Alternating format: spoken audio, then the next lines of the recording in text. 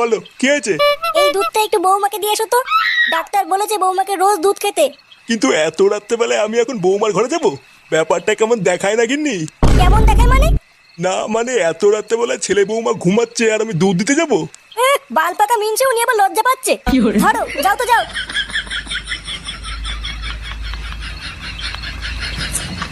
লেওড়ায় কি জ্বালায় পড়লাম। এখন আবার ঘরে গিয়ে বৌমাকে দুধ দিয়ে আসতে হবে। কি জানি গিয়ে আবার কি দৃশ্য দেখবো। ছাড়ো আমার সোনা। আসো সোনা, দুধ দুধ দুধ দুধ। এ লেওড়া শুরু হয়ে গেছে রে। এবার আমি কি করে দুধটা দেই? ছাড়ো